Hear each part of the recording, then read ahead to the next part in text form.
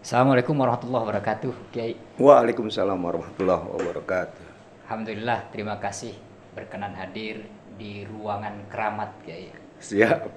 Sebab ruangan ini merekod seluruh apa yang kita sampaikan, didengarkan oleh ratusan, ribuan, bahkan mungkin jutaan umat. Siap. Saya yang Semoga terima kasih diundang ke sini. terima Bisa kasih, Kiai. silaturahmi. Alhamdulillah. Bicara soal umroh, Kiai. Ini masa dimana teman-teman banyak yang off karena kondisi pandemi. Ya. Padahal kita rindu banget, pengen gitu sujud lagi, sholat, berdoa di sana. Adakah pengalaman-pengalaman Kiai terkait dengan umroh yang bisa menginspirasi kita, Kiai? Boleh disampaikan, Kiai? Waduh, kalau pengalaman umroh yang pertama mungkin ya dalam hidup saya itu menjadi satu titik balik. Pertama kali saya umroh, karena alhamdulillah nggak salah tahun 2007.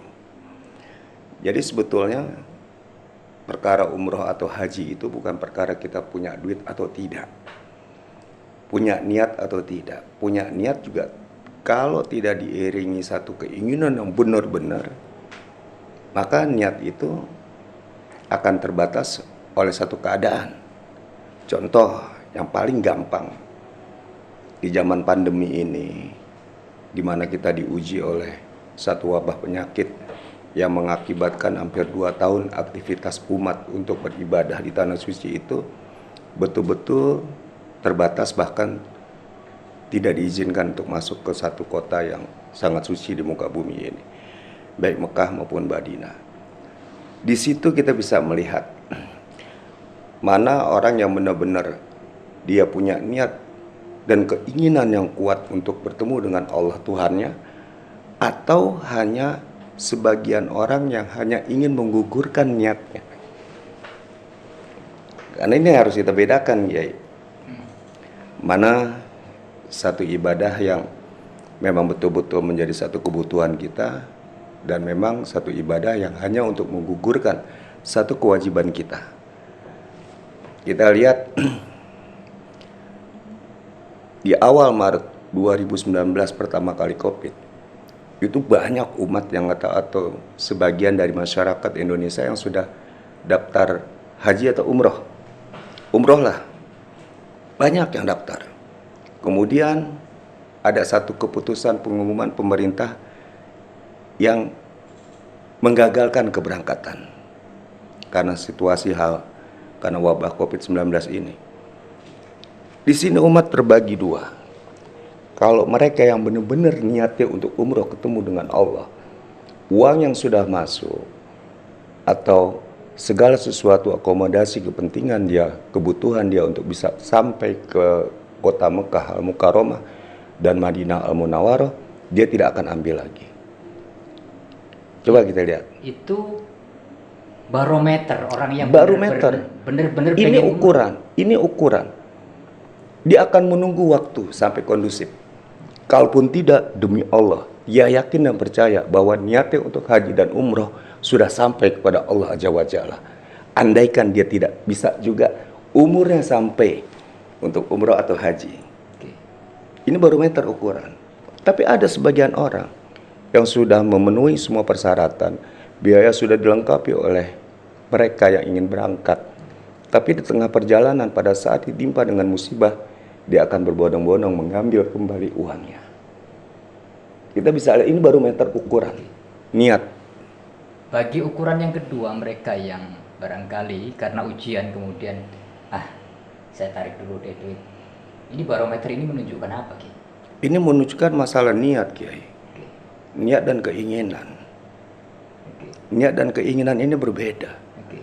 Hanya niat tidak diiringi satu keinginan yang kuat dia untuk bisa ketemu dengan Allah Azza wa Jalla di rumahnya, dengan yang hanya sekedar niat, itu berbeda. Kita bisa lihat ini bukan menjadi satu ukuran, tetapi inilah barometer.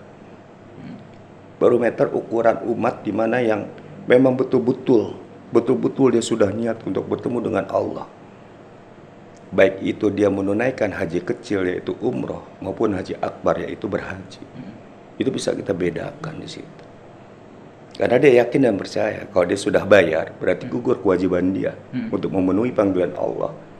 Dia belum sampai umurnya, dia tidak sampai umurnya untuk berhaji atau berumroh, tapi insya Allah pahala haji dan umroh dia tidak akan pernah terlewati, dan Allah catat sebagai bukti keyakinannya dia untuk berangkat. Artinya Kiai ingin menyampaikan bahwa pandemi COVID itu bukan hanya soal ujian kesehatan kita, Soal keujian iman juga termasuk ujian iman. Oh iya. Lebih khusus lagi ini ujian orang yang mau menjalankan ibadah umroh gitu, Kiai. Betul. Betul. Jangan jadikan barometer ujian musibah ini sebagai tolak ukur kita. Akhirnya orang nanti berpikir begini, mencari sebuah kesempatan untuk menunda keberangkatannya. Mencari kesempatan untuk menunda keberangkatannya. Iya. Menarik. Niat aja berangkat. Oke. Masalah COVID kan masalah urusan Allah. Ya. Kapan waktu Allah mau stop kok. Yang penting niat kita dulu. Niat keinginan kita untuk haji atau umroh. Oke.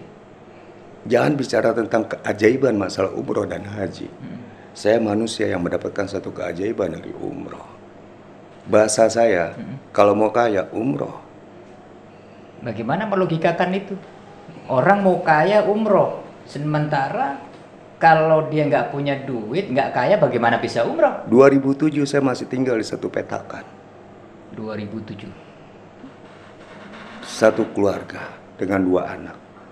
Tapi keinginan saya untuk umroh pada saat itu tidak tertahankan. Sampai saya beli poster gambar Ka'bah di pasar, saya tempel. Saya bicara sama anak istri saya, kapan kita bisa berada di sini? Cuma keinginan. Mungkin sebagian orang yang berlogika dan dia selalu menggunakan rasionalnya dalam berpikir, ini orang gila. Karena untuk umroh kan perlu biaya.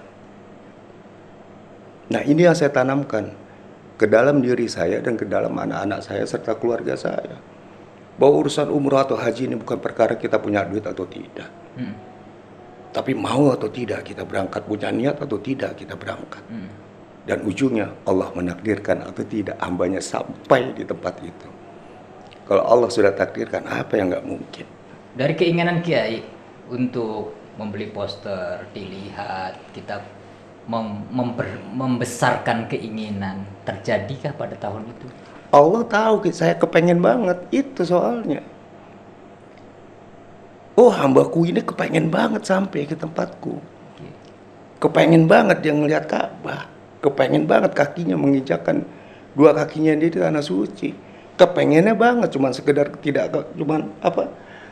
cuma kepengen, pakai banget, itu masalahnya. Dan caranya saat itu seperti apa? Kiai masih kontrak, rumah petakan, umroh perlu biaya besar. Akal kita tidak akan pernah mampu mengetahui bagaimana caranya Allah berbuat untuk hambanya. Ini yang kita harus paham.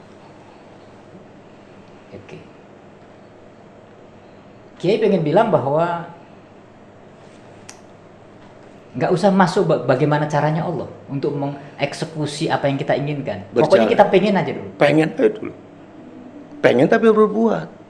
Oke. Yang Kiai perbuat saat itu apa? Saya pada saat itu tidak lain, tiap hari saya pandangin wajah poster itu. Tiap saat saya bertanya sama anak saya, suatu ketika papa ada di sini, ada di sebelah mana ya? Ngayal. Ayo. Oke. Wah, kita perlu dan kita butuh itu. Oke. Loh, saya 32 kali umroh sampai detik ini. Apa pernah berpikir? Bahkan ke 33 kali berangkat terakhir sama Kiai yang ke Turki. 33 kali. Alhamdulillah semua anak-anak saya lebih dari 5 kali berangkat. Dulu cuman kepengen. Tapi lihat caranya Allah. Karena apa? Sebagian dari kita ini menyembah Allah, tapi dia tidak yakin dengan segala sesuatu yang Allah putuskan untuk kehidupannya, bahkan rumah tangganya. Kembali Kiai, Ini saya yakin akan menginspirasi banyak orang. Pengennya banget. Ikhtiarnya adalah beli poster. Setiap hari, setiap saat dipandangi sembari berdoa. Iya. Kira-kira Papa ada di mana ya kalau di tanah suci ini? Lalu caranya Allah saat itu seperti apa, Kiai? Adakah Kiai terpikir kok caranya Allah begini gitu? Nggak kepikiran. Caranya seperti apa saat itu? Ya diberangkatin orang. Yang pertama kali saya berangkat umroh itu diberangkatkan orang. Diajak orang untuk menemani umroh. Itu kan caranya Allah. Oke. Tapi lihat asbabnya, saya kepengen banget. Ya itulah bagian orang yang Allah pilih. Kan banyak kalau mau ngajak saudaranya juga mungkin banyak. Oke. Tapi kenapa Allah memilih saya untuk mendampingi beliau berangkat umroh? Itu kan kita nggak bisa berpikir sampai hebatnya Allah berbuat untuk kita. Ini yang jadi barometer ukuran akhirnya kehidupan saya dalam menyembah Allah. Oke. Titik awalnya di umroh itu. Gila ya, kok bisa ya? Dan yang ditawarkan saya, Kiai. Cuma saya yang diajak, namanya diajak. Tapi lihat caranya Allah. Istri saya seorang hafiz Quran, 30 juz. Nggak mungkin Allah sia-siakan permintaannya. Tidak mungkin Allah tidak kabulkan doanya. Itu keyakinan saya. Untuk orang yang tidak pernah mengakui Allah sebagai Tuhan, dan dia seumur hidup tidak pernah mengakui Muhammad sebagai Tuhan, sebagai Rasul, Allah kasih dia keinginan dunia. Bagaimana dengan kita? Apalagi hafal Quran. Ini keyakinan saya, nggak mungkin. Nyeletuk saya, Pak Haji boleh nggak tuker aja yang berangkat istri saya? Karena saya harus memuliakan Quran yang ada di dalam istri saya. Oke, yang dapat gratis saya umroh adalah Kiai, iya. tapi Kiai minta istri yang istri berangkat. aja yang berangkat, saya jangan. Oke. Karena saya menghargai Quran yang ada di dalam dirinya. Oke. Apa jawabannya? Oh enggak, Ustadz berangkat sama istri. Lihat caranya Allah. Allah. Iya. Di depan multazam, doa yang saya minta kaya saya. Oh iya. Depan multazam mah orang minta supaya dosanya diampuni. Kiai minta kaya gimana ceritanya? Tanpa diminta, kita kalau sudah menginjakkan kaki di dua tanah suci, gugur rontok dosa kita. Itulah bukti rahman rahimnya Allah. Allah. Tanahnya aja suci. Tanahnya aja suci. Yang injek juga disucikan. Oh iya. Tinggal setelah disucikan kita minta kaya gitu maksudnya. Wah kalau nggak kaya kan kita nggak bisa bawa anak-anak. Oke. Bawa almarhum ibu. Waduh. Pertanyaannya Kiai, kenapa permohonan itu terfokus pada permintaan kaya?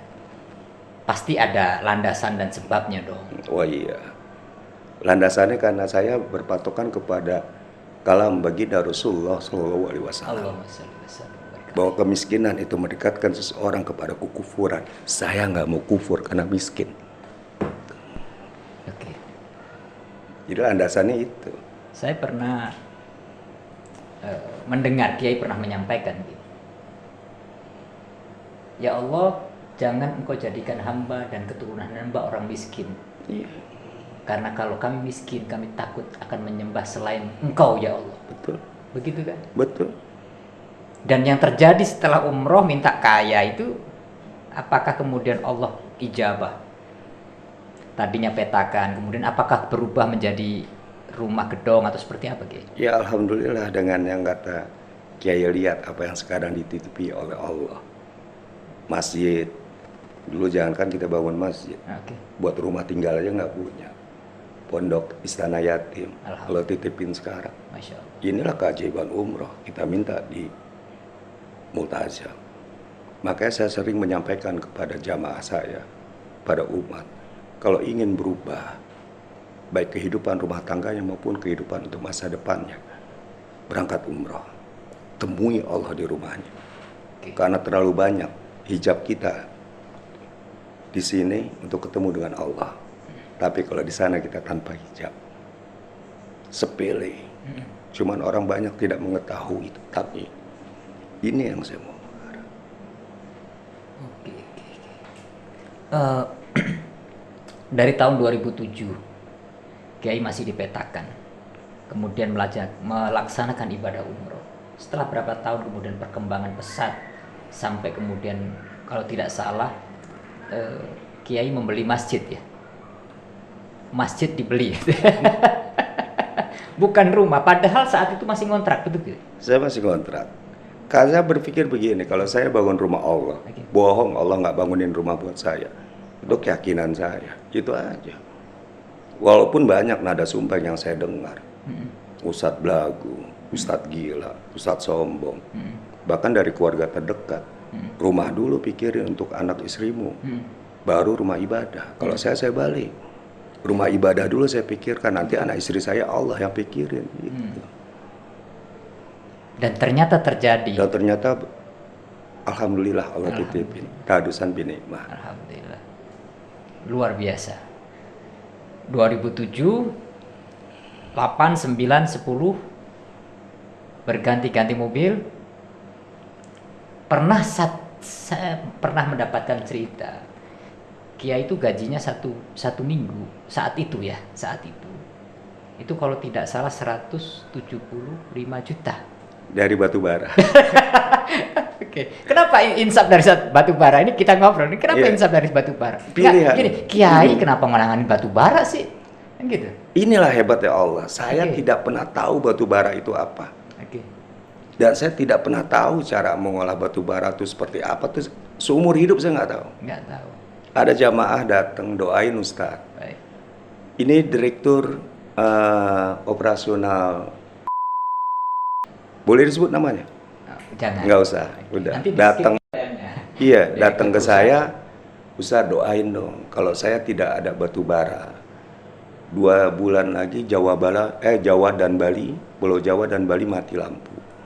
Bingung dia. Saya nanya lagi ke beliau, batu bara apaan sih itu buat pembangkit listriknya, bla bla bla bla bla. Ya udah selewatan gitu aja. Nggak pernah kita fokus, nggak pernah kita pikirin. Karena saya hidup nggak pernah mau mikir. Hidup ini. Oh iya. Batu bara kita bicara belum kelar, Kiai udah ngajak saya bicara hidup nggak pakai mikirnya. Oh iya, jalanin aja. Nah kita kan punya pikiran. Oke, lanjut Kiai, cerita batu bara. Udah. Berlalu jalan saya ketemu orang, saya tanya batu bara apaan sih? Bla bla bla bla bla. Ada nggak yang mau jual? Saya bilang gitu. Ada, ditemuin. Saya bawa, saya temuin, saya adu gitu. Ketemu ngobrol mereka, terus nyeletuk mereka. Dari yang penjual, Ustadz komisi Rp1.000 ya. Per metrik ton. Oh ya udah. Iya aja 1.000 saya pikir. Mau seberapa banyak sih? Kecil sih. Oh, kecil. Nggak usah pikirin. Oke. Selesai dia pengiriman, setongkang, 2 tongkang, dia minta apa? Minta rekening. Karena ada komitmen fee yang dia harus bayar ke saya. Nggak tahu ditransfer 170 juta, kaget saya. Loh banyak juga, iya kalinya berapa ton itu. Ya udah akhirnya berlanjut. Setahun saya menikmati itu. Saya nggak dakwah, saya nggak ngajar, saya nggak ini. Padahal lulusan pesantren gitu. Iya. Sampai akhirnya Allah yarham Kiai Hari Muhammad guru saya. Nelpon saya tengah malam. Cuman mengatakan satu hal. Karena Uyat itu Ustadz Yadin mau balik ke agama atau teruskan duniamu. Saya 0, sekian detik nggak pernah berpikir lagi kalau Kiai yang menanyakan itu. Balik ke agama. Konsekuensi saya tinggalkan. Disitulah saya pertama kali dibilang Ustadz gila. Karena ninggalkan dunia lagi enak. 170 juta sebulan, seminggu, tiap Jumat. Tinggalkan. Tinggalkan. Nggak nyesel itu? Enggak. Kalau saya ini anak pondok Kiai nyuruh nyebur neraka, saya cebur ke neraka. Artinya apa? Insya Allah neraka itu adem buat kita kalau ulama kita nyuruh. Kalau ulama. Logikanya kan gitu saya. Jangan kan hanya dunia. Oke. Ini istilah ketaatan kita lah ya. Wah, ketaatan. Kepada sosok Kiai. Betul. Dunia 170 juta per minggu ditinggalkan. Setelah itu miskin gak Kiai? Lebih kaya. Lebih kaya. Iya. Sebentar Kiai, ngopi dulu lagi. Ini kopi Tetra. Teta. Masya Allah. Bismillahirrahmanirrahim. Berada di Jalan Kecapi Ragunan. Sahabat pemirsa yang ingin ngopi di sini asik tempat.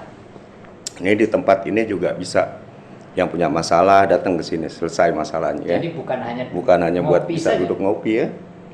Menyelesaikan masalah juga. Bisa. kayak itu dong perusahaan tetangga. Itu Menyelesaikan masalah tanpa masalah. Saya minum dulu. Wah. Baik Kiai, kita lanjutkan. Habis batu bara 170 juta per minggu tinggalin, saya pikir makin hari makin miskin, tapi justru makin kaya. Apa resepnya Kiai? Enggak, artinya makin kaya bukan kita hidup berlebihan. Artinya di sini saya sekeluarga makin menikmati hidup, makin mensyukuri setiap satu titipan nikmat dunia yang Allah berikan. Artinya kita tidak lagi ngoyo seperti dulu. Saya mundar-mandir, Jakarta, Kalimantan, Kalimantan, Jakarta. Jarang ketemu dengan anak-anak. Boro-boro ngaji, nggak pernah mengaji. Terus jamaah yang biasa datang minta nasihat kita, menyelesaikan masalah bersama-sama. Tidak lagi waktu itu ada buat saya. Nah, Allah kepengen saya balik pada saat itu. Jadi itu merupakan satu pilihan melalui almarhum guru saya. Sehingga saya menemukan kebahagiaan yang hakiki itu seperti apa. Ternyata kita tidak bisa pernah lepas dari satu takdir yang Allah putuskan buat hidup kita. Dan di situ saya berpikir kalau memang sudah di agama, dua-duanya cemplungin kaki kita di agama, jangan setengah-setengah. Artinya itu pilihan hidup pada saat itu. Lebih kaya, iya lebih kaya hati, lebih kaya memberi, karena bisa memberikan nasihat kembali kepada orang yang membutuhkan, dan khususnya nasihat buat diri kita untuk jadi lebih baik. Karena prinsip hidup saya adalah berbuat baik aja, setelah itu kita wafat. Saya tidak pernah mau memperdulikan omongan orang seperti apa, karena saya tidak akan menjelaskan siapa diri saya kepada mereka. Karena kalau saya jelaskan diri saya kepada orang yang tidak suka kepada saya, mereka nggak akan percaya kok. Begitu pula sebaliknya kalau saya menjelaskan diri saya kepada orang yang sayang sama saya, cinta sama saya, suka sama saya, mereka nggak butuh penjelasan saya lagi. Jadi untuk apa? Ngalir aja hidup.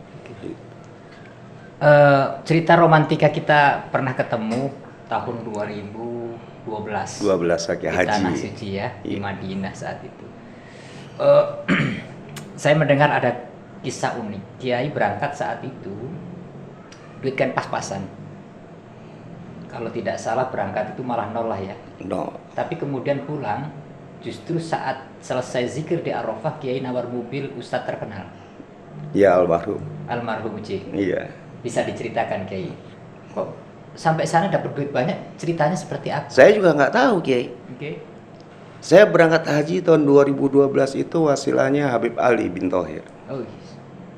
Ustadz Halim. Siap. Saya diminta paspor hari Senin. Oke. Hari Rebu bisa keluar. Oke. Sabtu saya berangkat. Pada saat hari Rabu bisa keluar itu, saya harus bayar duit 40 juta. Nggak ada duit. Cuma kan harus bayar. Oke. Karena sudah DP dulu. Karena udah DP. Nggak ada DP. Oke. Sama sekali tidak ada DP. Baik. Orang diajak hajinya juga setengah bercanda Ustadz Halim. Karena apa? Bener gitu loh. Masih bisa gitu. Tapi Allah tahu keinginan saya untuk rindu kepada Baitullah, untuk menunaikan haji itu Allah tahu. Sehingga saya tidak berpikir dua kali pada saat itu. Iya, saya mau berangkat, saya bilang. Jual mobil waktu itu laku, mobil saya itu 55 juta. Jadi 40 juta saya bayar visa yang keluar, terus yang 15 juta saya titip karena saya lagi bangun pondok di belakang. Saya sampaikan sama istri saya, kalau sudah habis 10 juta, sudah dulu, stop dulu. Karena saya tidak pernah mau ngutang, bangun pondok itu tidak pernah mau ngutang saya. Jangan sampai ngutang. Berjalan seperti biasa. Di bandara, yang saya lakukan adalah, ya udah biasa angka dijalani umumnya orang aja. Cuman mungkin bedanya pada saat saya dikasih duit sama jamaah untuk beli korma, mungkin saya sedekahkan lagi sama orang, itu kali bedanya itu. Lagi nggak punya duit soalnya. Dapat duit dari jamaah tuh, kalau nggak salah $400, 5 jutaan lah pada saat itu. Saya bagi dua, karena istri saya nganter sama anak-anak, yang 200 saya suruh bawa pulang, yang 200 saya bagi-bagi di bandara. Artinya berangkat tidak bawa uang? Nggak ada. Oke. Saya minta sama Areza karena saya sama sahabat saya waktu itu, boleh saya sebut Areza. Saya bilang, Kiai nanti di Mekah atau di Madinah buat pulang tolong talangin dulu, saya nggak ada duit ya buat beli oleh-oleh.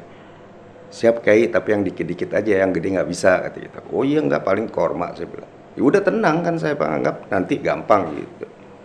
Dekain. Jalan waktu berlalu, transit 12 jam kita di Jeddah karena ada jaminan dari itu ditolak. Oke. Jadi nunggu bikin baru itu. Wah, bank garansinya itu dari travel itu waktu itu, saya nggak usah sebut lah. Saya belum punya hotel, kayak tidur di mana belum tahu. Yang penting saya kan bisa berangkat dulu, backpacker. Sama Reza tuh berdua.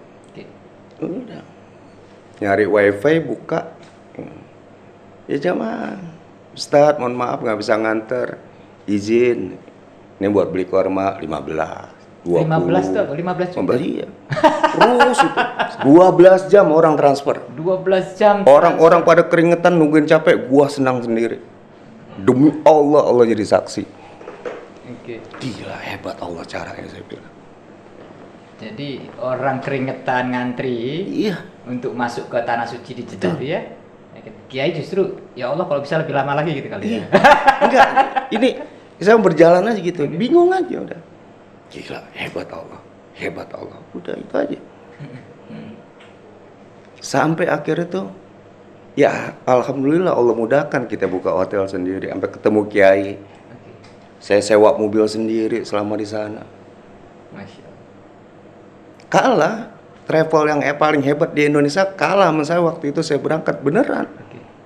Allah mudahkannya kayak begitu dengan modal yang kata istilahnya hanya kita bayar segitu ya gitu. Hotel bintang 5 saya diurus sama Ustadz Kamal di sana, boleh saya sebut karena beliau luar biasa buat saya. Itu kan kalau ngontrak dia haji kan harus ada kontrak ya.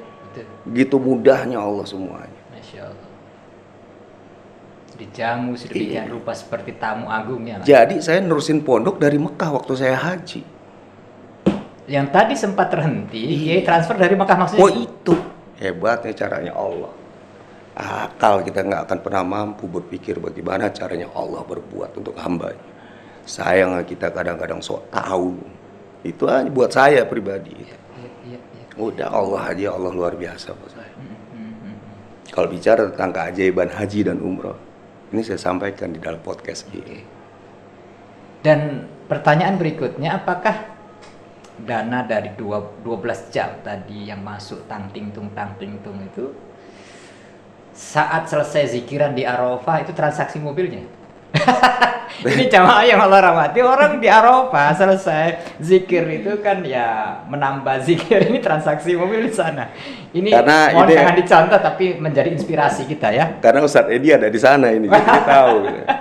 Ya semuanya mengalir aja Kiai. Buat saya. Beliau menawarkan ada ya udah gitu. Jadi gitu di sana. Jadi ya mau berangkat haji saya jual mobil, nggak usah khawatir Allah ganti kontan.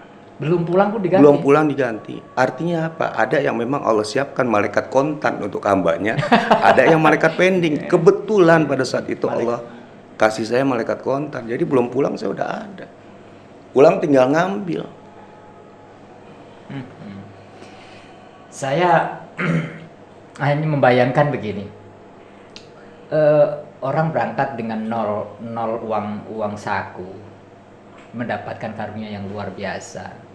Mobil yang dijual Allah ganti tentu jauh lebih mahal, begitu Kiai. Tadinya mungkin menjual 50 juta, yang dibeli berapa Kiai? Kurang lebih Kiai. Waktu itu saya transaksi sama beliau tuh di angka 350-an lah. Allah, 6 kali lipat. Gitu. Tahu kan mobilnya? Iya. Oke. Yang saya tanya, emang amalan apa sih Kiai yang dilakukan sebelum berangkat, gitu kan? Supaya kita minimal kalau nggak sesempurna banget nyontoh ya minimal nyerempet dah. Apa Kiai? Amalannya cuma satu, jangan banyak mikir. Kalau saya, iya. Yang saya pertanyakan sekarang, 2 tahun kita hidup bersama pandemi. Pernah nggak dengar ada orang gila kena COVID? Enggak. Kan nggak pakai sanitizer. kan nggak pakai masker, nggak pernah mandi, hidup di jalanan. Karena apa? Orang gila nggak pernah mau mikir. Jangan ditahu Pak. Iya, benar. Oke. Nah, bagaimana dengan kita yang waras? Oke. Nggak usah dipikirin, asbabnya jalanin. Pakai masker, jaga jarak, masuk ke rumah mandi dulu. Itu bagian dari kita orang yang waras, menjaga asbab. Jadi, tapi jangan dipikirin. Loh, yang kena pandemi orang-orang yang menjaga hidupnya lebih sehat kok dari orang yang biasa. Hidupnya polanya terjaga, vitaminnya terjaga, kena juga. Udah berhenti ngelawan Allah. Berhenti menantang Allah dengan akal kita. Itu amalan yang terbaik. Saatnya di dalam keadaan begini kita rujuk kepada Allah. Kembali kepada kita, fitrah kita sebagai hamba. Konsep inna sholati wa nusuki wa mahyaya wa mati lillah. Allah sudah. Tinggalkan ego, kesombongan. Tinggalkan hati yang kata senang melihat orang susah, susah melihat orang senang. Bersihkan hati, balik sama Allah. Itu suatu amalan yang luar biasa buat saya. Jaga sholat kita 5 waktu. Nggak perlu amalan yang lain. Kalau yang berlebihan tidak perlu.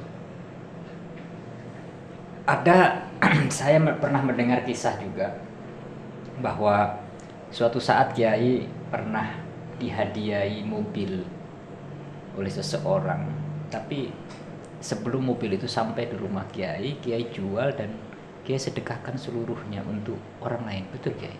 Itu kalau cuma satu itu hoak, Kiai. Kalau cuma satu hoak, jadinya Iya. berapa Kiai? Itu lebih dari 10 itu. Lebih dari Iya. nggak, lagi-lagi nggak mikir Kiai? Iya.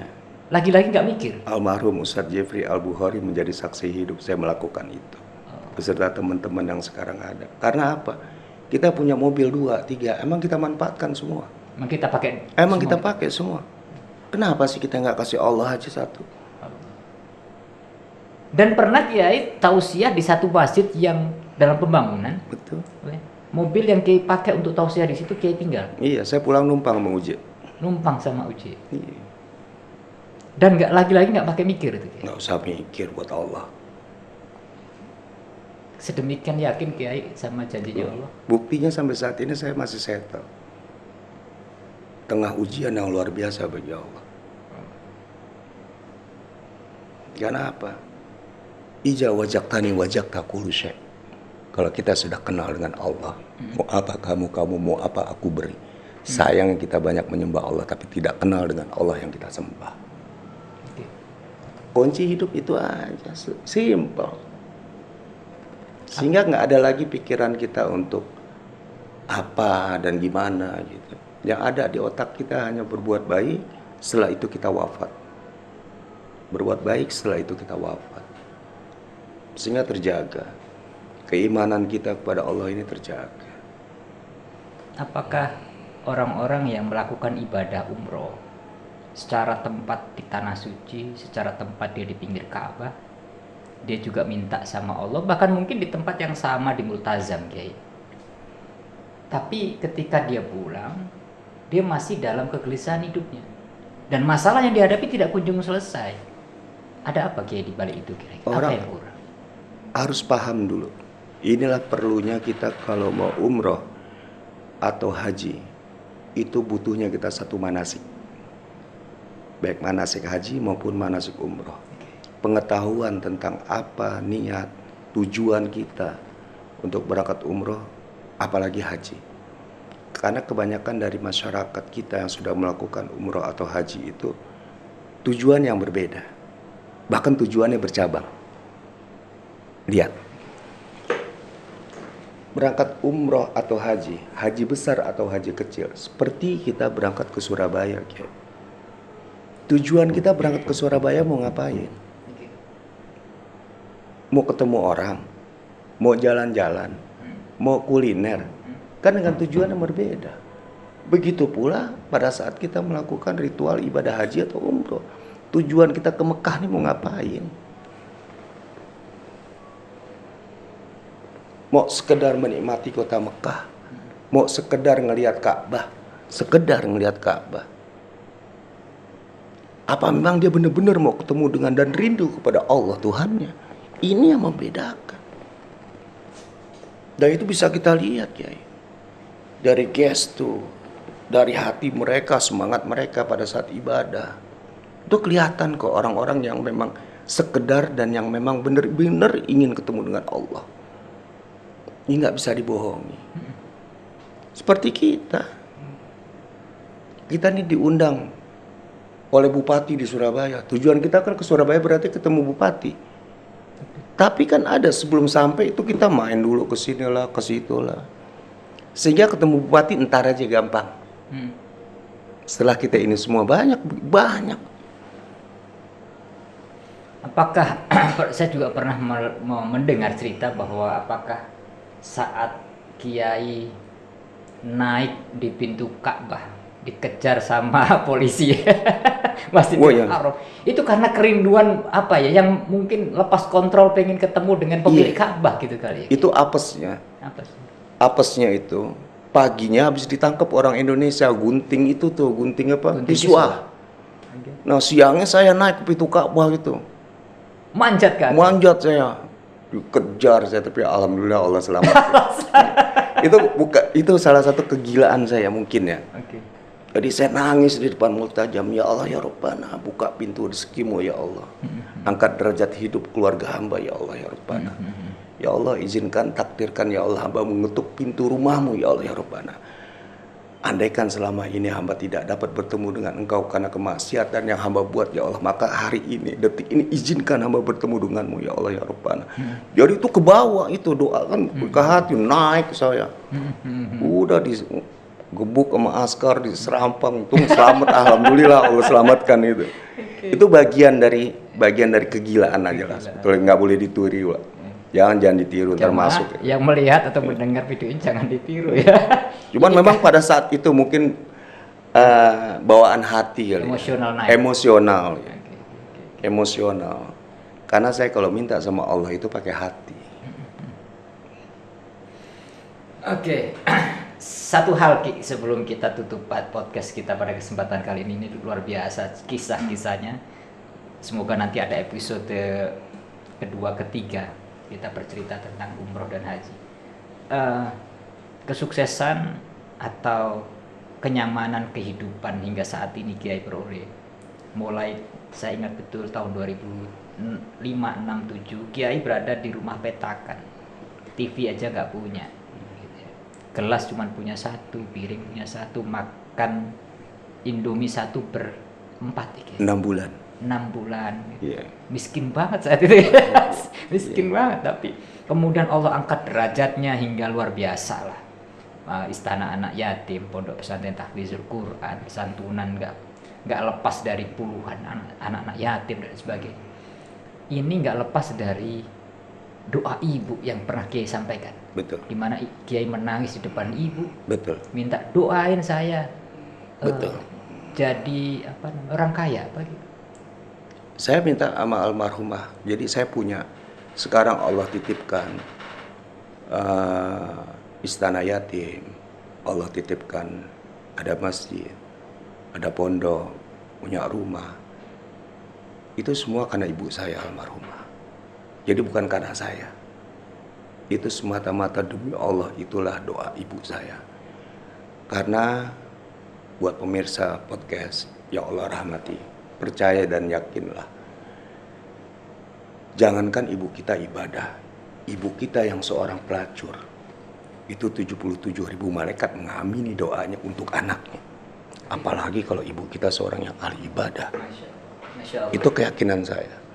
Bahkan seorang anak, biar dia sholat 5 waktu, tepat waktu, tahajud dia tidak pernah tinggal, tiap bulan dia umroh, tiap tahun dia haji, sedekah miliaran rupiah, satu kali saja dia sakiti hati ibunya atau ayahnya, demi Allah, surga bukan milik dia lagi. Dan jangan berharap surga dan kebahagiaan untuk di dunia, karena dosa yang Allah ajab tidak hanya menunggu nanti di akhirat, bahkan dia dapat di dunia, itu durhaka kepada ayah ibunya. Itu yang saya yakin. Sehingga saya memuliakan ibu saya itu benar-benar saya jaga, karena itulah surga yang ada di hadapan saya. Jadi almarhum mamah tuh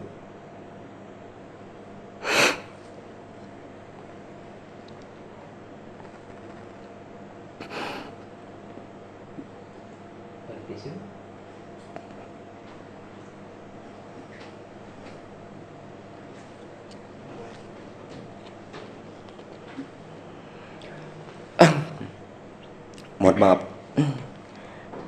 saya nih kalau udah bicara ibu,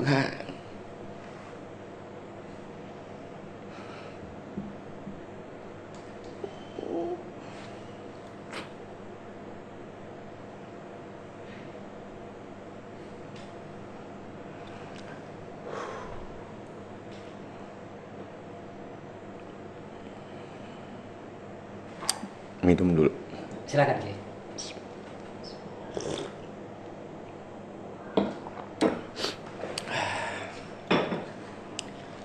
Mohon maaf ya, jadi saya kalau bicara ibu ini memang nggak kuat. Karena berbahagialah buat mereka yang masih punya ibu dan ayah. Dan berbahagialah mereka yang diberikan kesempatan masih bisa merawat keduanya. Dibandingkan kita berdua. Karena pintu surga kita sudah tertutup satu.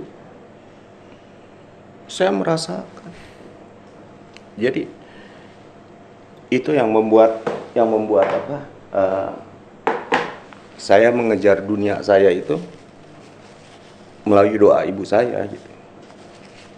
Kalau tidak salah Kiai pernah juga menyampaikan bahwa saking pengennya doa dari seorang ibu, Kiai menunggu waktu sholat tahajud ibu. Oh iya, saya tuh ke rumah mama tuh dulu jam 1, jam 2 malam. Karena saya tahu mama saya itu tidak pernah meninggalkan tahajud. Oke. Saya minta doanya, selalu saya minta doa terus. Saya tungguin. Doain jadi orang kaya, doain punya duit. Padahal jarak saat itu cukup jauh. Jauh. Ciputat, Jatiasih, Bekasi waktu itu. Saya tempuh naik motor. Karena saya meyakini itu. Tidak ada doa seorang ibu untuk anaknya itu yang Allah tolak. Sehingga Kiai malam datang tungguin Iya. mama mendoakan. Terus saya lakukan itu.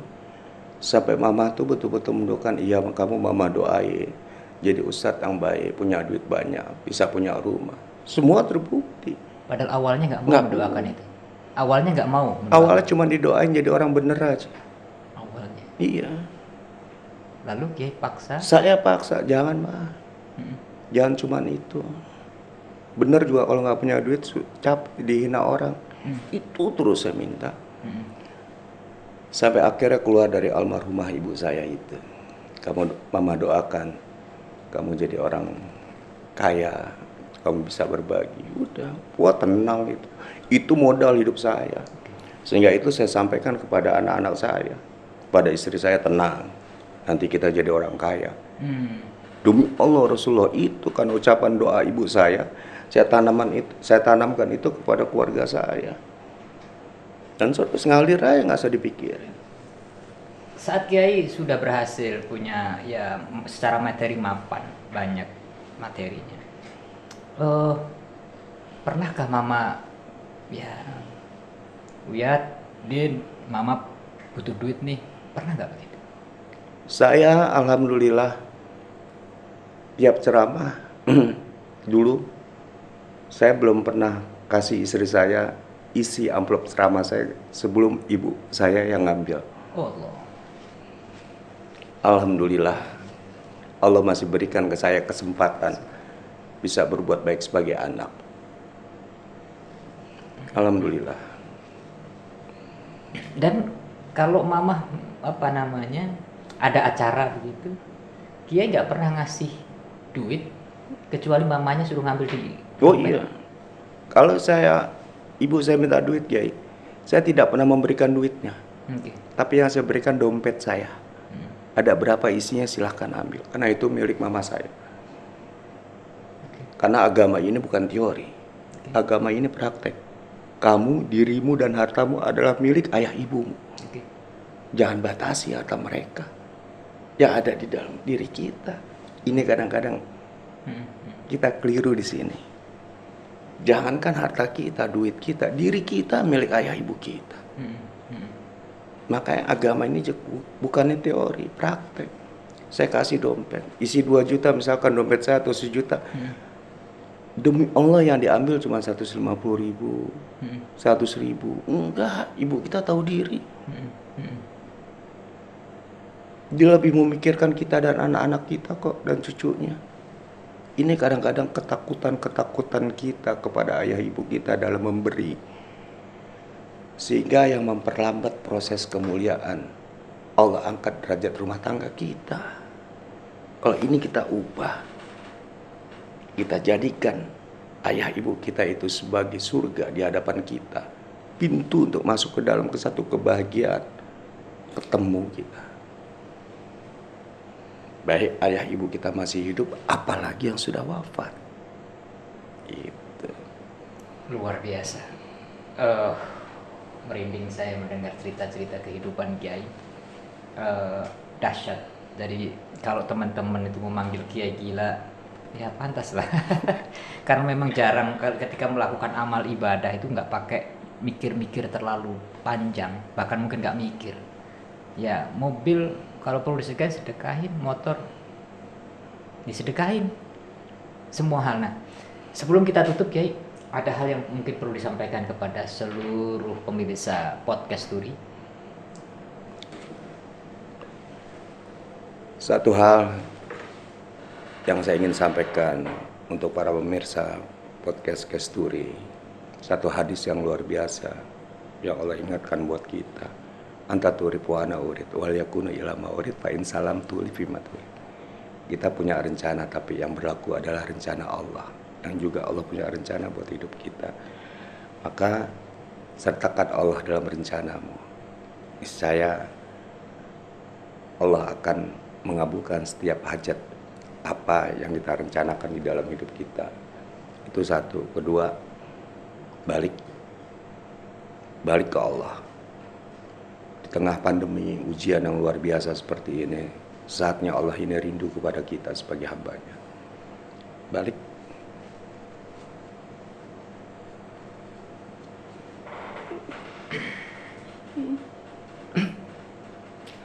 Jemput pintu kebahagiaan untuk masa depanmu dengan iringan ridho ayah ibu. Udah itu aja. Baik Kiai. Terima kasih atas kehadiran di Oh, podcast sama-sama. Saya juga terima kasih bisa duduk di sini. Nyobain tempat yang luar biasa. Mudah-mudahan ada keberkahan di dalamnya. Amin. Dan semoga pada episode yang akan datang kita bicara lebih dalam lagi terkait dengan kisah-kisah umroh dan juga haji. Siap. Serta kehidupan kita dan menginspirasi seluruh jamaah dan umat Indonesia. Insya Allah. Terima kasih sekali lagi Kiai Sama-sama. atas waktunya. Sama-sama. Mohon maaf. Terima kasih. Assalamualaikum warahmatullahi wabarakatuh. Waalaikumsalam warahmatullahi wabarakatuh.